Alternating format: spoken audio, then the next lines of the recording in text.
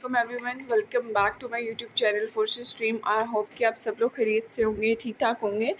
ये video economic test MCQs से related है। जितने भी पास्ट इकनॉमिक टेस्ट एमसीक्यूज थे मोस्ट रिपीटेड, सो इस वीडियो में मैं वो आप लोगों के साथ शेयर करूँगी। वीडियो स्टार्ट करने से पहले अगर आप मेरे चैनल पर नए हैं और आपने अभी तक फोर्सेस स्ट्रीम को सब्सक्राइब नहीं किया तो जल्दी से सब्सक्राइब कर दें, साथ में बेल आइकन के बटन पर क्लिक करें ताकि मेरे आने वाली हर न्यू वीडियो का नोटिफिकेशन आपको बर वक्त मौसूल हो सके। इंस्टाग्राम पर फोर्सेस स्ट्रीम के नाम से मेरा अकाउंट है, वहाँ पर भी लाजमी फॉलो करें। सो वर्बल इंटेलिजेंस से रिलेटेड मैंने एमसीक्यूज़ की वीडियोस अपलोड की हुई हैं, उसकी प्लेलिस्ट भी बना दी है। इस चैनल के प्लेलिस्ट में आपको वो वीडियोस मिल जाएंगी। सो वो मोस्ट रिपीटेड जो वर्बल इंटेलिजेंस टेस्ट के एमसीक्यूज़ थे उनकी लाजमी प्रैक्टिस करें।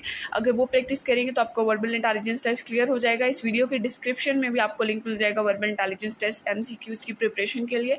सो उसको लाजमी देखें।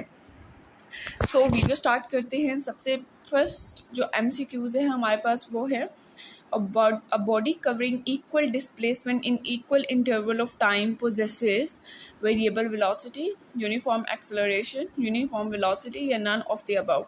सो जो सी ऑप्शन है वो करेक्ट है, यूनिफॉर्म वेलोसिटी। अच्छा, ये फिजिक्स के मोस्ट रिपीटेड एमसीक्यूज़ हैं। सो इस तरह मैं फिर केमिस्ट्री के मोस्ट रिपीटेड एमसीक्यूज़ शेयर करूँगी, देन बायोलॉजी के शेयर करूँगी। सो मिक्स वीडियोज़ आपके पास आती रहेगी। नेक्स्ट जो एमसीक्यूज़ है हमारे पास वो है instantaneous and average velocities become equal when body has zero acceleration, uniform velocity, variable velocity या moves in a circle. So instantaneous and average velocities तब इक्वल होती हैं जब बॉडी की यूनिफॉर्म वेलोसिटी होती है। सो बी ऑप्शन जो है वो करेक्ट है, that is uniform velocity. Moving toward the next MCQs. अच्छा, ये रिपीट हो गया। When the velocity time graph is a straight line parallel to time axis, then acceleration is constant, acceleration is variable, acceleration is zero या velocity is zero। So velocity time graph straight line यानी कि parallel to time axis तब होता है जब acceleration जो हो वो zero हो। तो जो C ऑप्शन है वो हमारे पास करेक्ट है। Then है the slope of the velocity time graph is, जो velocity time graph होता है वो उसकी स्लोप को हम क्या कहते हैं, तो एक्सेलरेशन, डिस्टेंस, फोर्स या मोमेंटम। सो एक्सेलरेशन कहते हैं क्योंकि एक्सेलरेशन का फार्मूला ये होता है कि वेलोसिटी पर unit time that is equal to acceleration. So A option जो है वो करेक्ट है। Moving toward the next MCQs, which is when the object is moving toward Earth, the value of g is taken as। तो जब object downward move कर रहा होता है टूवर्ड अर्थ, ठीक है, तो जी की वैल्यू को हम लोग क्या कहते हैं, पॉजिटिव, नेगेटिव, ज़ीरो या D none of the above.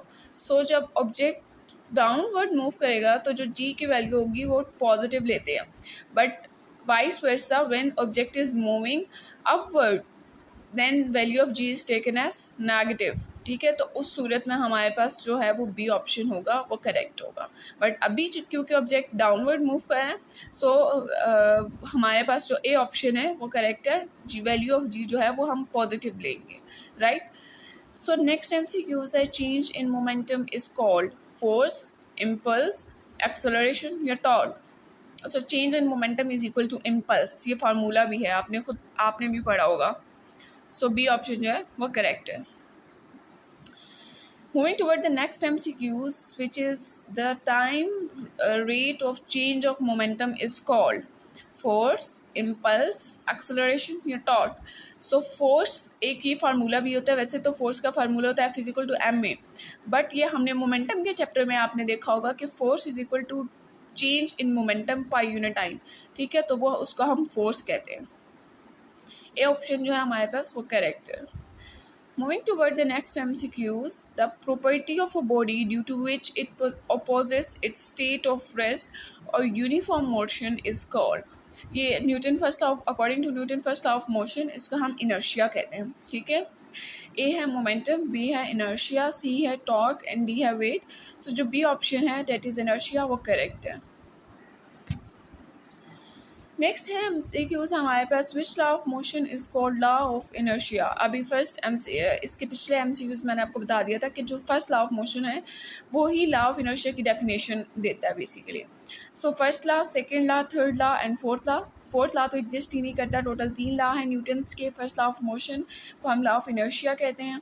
Second law जो न्यूटन का है उसमें F = ma है। और थर्ड लॉ में ये है कि हर एक्शन का रिएक्शन होता है, ठीक है। उसके बाद है हमारे पास 10 MCQs। The inertia of an object is the quantitative measure of its volume, density, mass या टेम्परेचर। सो सी ऑप्शन है वो करेक्ट है, that is mass.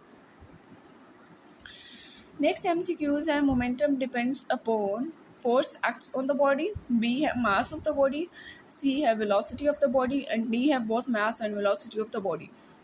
So momentum का फार्मूला ये होता है कि P = mv। Momentum depend he mass and velocity दोनों पर करता है। सो डी ऑप्शन जो है वो करेक्ट है, both mass and velocity of the body. Next MCQs है हमारे पास SI unit of impulse is kilogram metre per second square, newton second, newton या none of the above. So B option जो है वो करेक्ट है। अच्छा, फिजिक्स के फार्मूलाज आपको बहुत अच्छे तरीके से आने चाहिए। इसके अलावा आपको SI यूनिट का पता होना चाहिए। जब SI यूनिट और फार्मूलाज आपको पता होंगे तो आप इजीली डायमेंशंस भी फाइंड आउट कर सकते हैं। क्योंकि AFNS के टेस्ट में या कोई भी टेस्ट हो गया, PEF का हो गया, AFNS का हो गया, PMA का हो गया, उसमें आपको फिजिक्स के MCQs इसी तरह के आते हैं। यूनिट्स आती हैं, फार्मूलाज आते हैं और डायमेंशंस आती हैं। साथ में अगर आपको फार्मूलाज आता होगा तो आप इजीली न्यूमेरिकल्स भी सॉल्व आउट कर सकते हैं। सो अगर आपको फार्मूला पता होगा तो आप इजीली यूनिट निकाल सकते हैं, यूनिट के थ्रू आप डायमेंशंस निकाल सकते हैं, और फार्मूला पता होगा तो आप इजीली न्यूमेरिकल्स भी सॉल्व आउट कर सकते हैं, ठीक है। नेक्स्ट MCQs की तरफ चलते हैं। अब डायमेंशन के 2 MCQs हैं इसमें। The dimension of acceleration is LT-1, L²T-2, L²T² एंड LT-2। सो जो डी ऑप्शन है वो करेक्ट है। Acceleration is equal to velocity पर यूनिट टाइम, ये फार्मूला होता है। जब उसकी यूनिट निकालेंगे तो आपके पास मीटर पर सेकंड स्क्वायर आती है। सो मीटर को हम L से डिनोट करते हैं और पर सेकंड स्क्वायर को हम T टाइम से डिनोट करते हैं। तो उसके अकॉर्डिंग हमारे पास जो T और D ऑप्शन है वो करेक्ट है, LT-2। The dimension of force is, अब आपको पता है फोर्स का क्या फार्मूला होता है, F = ma। तो हमारे पास इसकी डायमेंशन क्या बनेगी, किलोग्राम मीटर पर सेकंड स्क्वायर बनती है ना।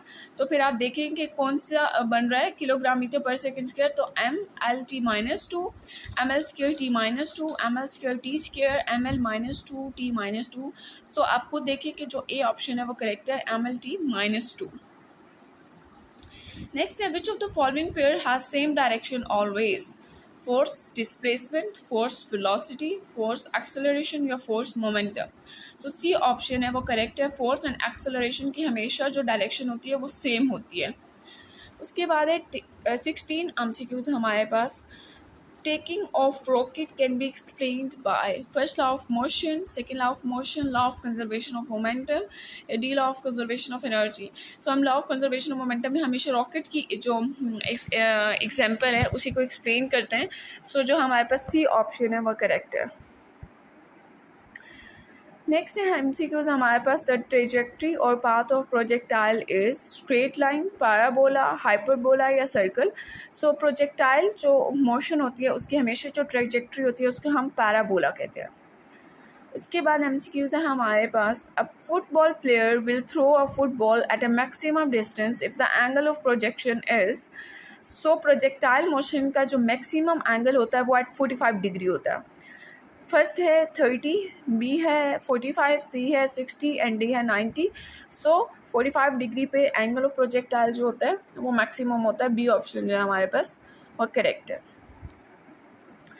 नेक्स्ट है हमारे पास the total time of flight of projectile is given bye.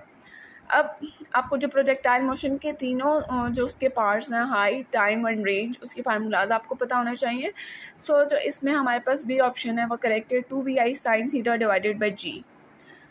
20 MCQs है हमारे पास। The velocity of projectile at its maximum height is vi sin θ, vi cos θ, maximum ये 0। सो जो वेलोसिटी प्रोजेक्टाइल की होती है जब वो मैक्सिमम हाइट पे पहुंचती है तो वो वर्टिकल पोजीशन में होती है, यानी कि vi cos θ b जो है वो करेक्ट है।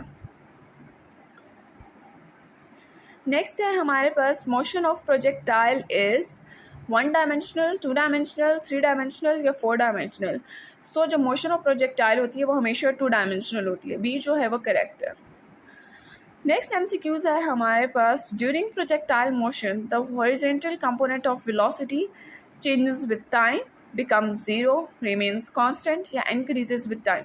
सो ये वाली बात हमेशा याद रखें कि प्रोजेक्टाइल मोशन जब में जो हॉरिजेंटल कंपोनेंट ऑफ वेलोसिटी होता है वो हमेशा कांस्टेंट रहता है। सो सी ऑप्शन जो है वो करेक्ट है। Moving toward the next MCQs, which is the area under the curve of force displacement graph is equal to displacement, work, power या energy. So B correct है work. Next है slope of work time graph is equal to displacement, acceleration, power या energy. So C power ये correct है. Then work done will be maximum if the angle between force and displacement is, work done कब maximum होती है जब angle between force and displacement zero होता है, क्योंकि W is equal to after cos theta, तो cos जब zero होगा तो work done जो होती है वो maximum होता है। A ऑप्शन है हमारे पास 45, B है 90, C है 180, D है 0। So work done maximum at 0 degree centigrade होता है, D जो है वो करेक्ट है। Next have a field in which the work is done in a moving a body along a closed path is zero is called electric field, conservative field, electromagnetic field या maximum. So B जो है वो correct है, conservative field. Then है when a force is parallel to the direction of motion of the body, then work done on the body is zero, minimum, infinity या maximum. So D जो है वो correct है, maximum. The work done is said to be negative when force and displacement are parallel, anti-parallel, perpendicular या none. So work done negative तब होगा जब force and displacement anti-parallel होंगी। B option जो है वो correct है। Then है which of the following is not a conservative force? Friction, electric, gravitational, magnetic.